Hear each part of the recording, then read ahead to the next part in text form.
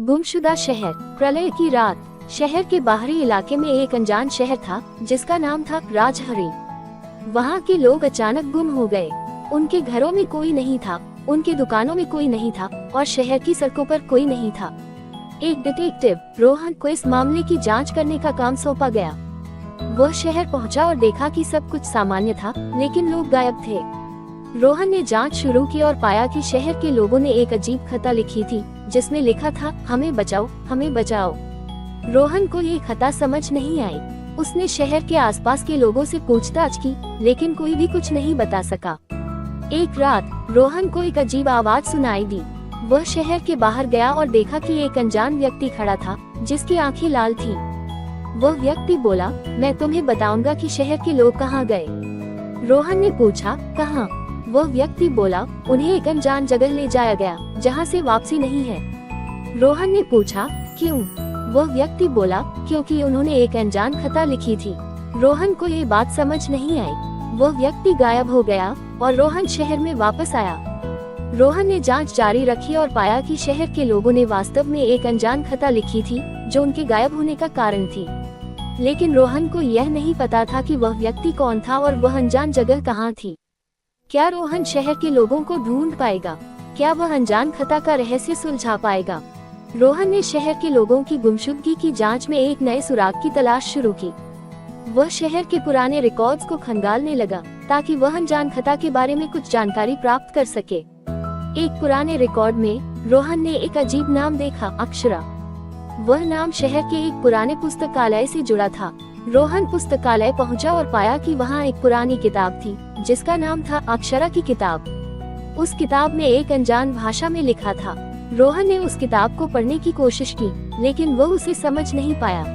तभी एक व्यक्ति आया और बोला, मैं आपको उस किताब को पढ़ने में मदद कर सकता हूँ। रोहन ने पूछा, कौन है आप? वह व्यक्ति बोला, मैं अक्षरा का बेटा हूँ। रोहन ने पूछा, अक्षरा कौन थी?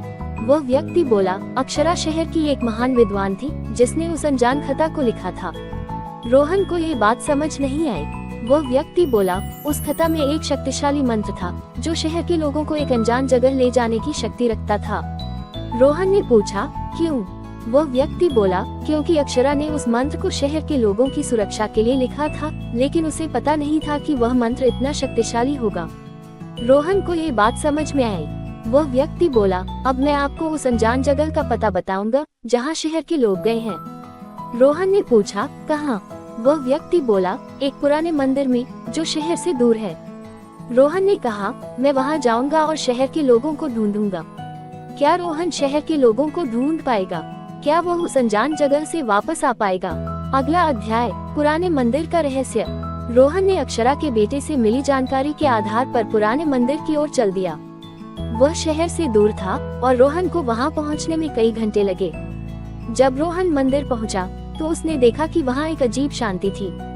मंदिर के आसपास कोई नहीं था और रोहन को लगा कि वह अकेला है। रोहन ने मंदिर के अंदर प्रवेश किया और देखा कि वहां एक बड़ा हॉल था जिसमें एक अनजान मूर्ति थी। मूर्ति के सामने एक प्लेट थी जिसमें लिखा था, जो यहाँ आता है वह कभी नहीं जाता। रोहन को ये बात समझ नहीं आई।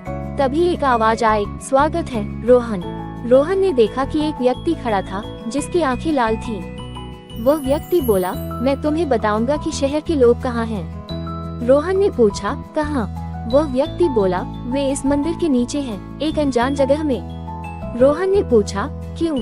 वह व्यक्ति बोला, क्योंकि उन्होंने अक्षरा की खता को पढ़ा और उसमें लिखे मंत्र की शक्ति ने उन्हें यहाँ ले जाया। रोहन ने कहा, मैं उन्हें ढूंढूंगा और वापस ले जाऊंगा। वह व्यक्ति बोला, तुम्हें एक परीक्षा पास करनी होगी, तब तुम उन्हें ढूंढ पाओगे। रोहन ने कहा, मैं तैयार हूँ।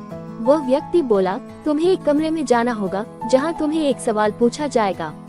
अगर तुम सही जवाब दोगे तो तुम उन्हें ढूंढ पाओगे। रोहन ने कहा, मैं तैयार हूँ। क्या रोहन परीक्षा पास कर पाएगा? क्या वह शहर के लोगों को ढूंढ पाएगा? रोहन ने हिम्मत से कमरे में प्रवेश किया।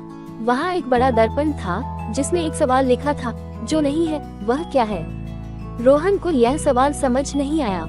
उसने सोचा कि यह कोई जटिल दार्शनिक सवाल होगा, लेकिन उसने हार नहीं मानी और सोचा कि क्या जवाब हो सकता है।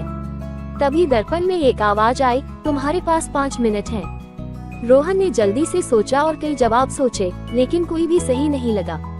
तभी उसने याद किया कि अक्षरा की किताब में एक कविता थी जिसमें लिखा था, जो नहीं है वह है शून्य। रोहन ने कहा, शून्य। दर्पण में एक रोशनी आए और आवाज आए, सही जवाब। कमरे के दरवाजे खुल गए और रोहन को एक नई जगह दिखाई दी। वहाँ शहर के लोग खड़े थे जो गुम हो गए थे। रोहन ने कहा, मैं तुम्हें वापस ले जाऊंगा। लेकिन शहर के लोगों ने कहा, हम यहाँ खुश हैं। रोहन ने पूछा, क्यों? उन्होंने कहा, यहाँ हमें शांति मिली है जो शहर में नहीं मिली थी। रोहन को ये बात समझ में आई, लेकिन उसने कहा, मैं तुम्हें वापस ले जाऊंगा तुम्हारे परिवार के पास। शहर के लोगों ने कहा, ठीक है, हम तैयार हैं। क्या रोहन शहर के लोगों को वापस ले जा पाएगा? क्या वे शहर में खुश रह पाएंगे? रोहन ने शहर के लोगों को वापस ले जाने का फैसला किया। वह उन्हें मंदिर के बाहर ले गया और वहां से शहर की ओर चल दिए। रास्ते में रोहन ने शहर के लोगों से पूछा, तुम्हें यहाँ क्यों खुशी मिली?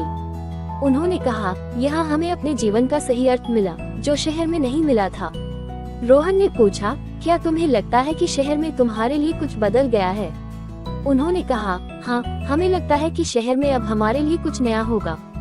रोहन ने कहा, मैं तुम्हें वापस ले जाऊंगा और तुम्हारे परिवार के पास छोड़ दूंगा। शहर के लोगों ने कहा, धन्यवाद रोहन। जब वे शहर पहुंचे तो रोहन ने शहर के लोगों को उनके परिवार के पास छोड़ दिया। उनके परिवार ने उन्हें खुशी से गले लगाया। रोहन ने कहा, मैं तुम्हें वापस ले आया हूँ और अब तुम्हारे जीवन में एक नया अध्याय शुरू होगा। शहर के लोगों ने कहा, धन्यवाद रोहन, तुमने हमें वापस ले आया। रोहन ने कहा, यह मेरा कर्तव्य था और मैं इसे पूरा करने में खुश हूँ। इस तरह रोहन ने शहर के लोगों को वापस ले आया और उनके जीवन में एक नया अध्याय शुरू किया। क्या रोहन की कहानी समाप्त हो गई है? क्या उसके जीवन में आगे क्या होगा?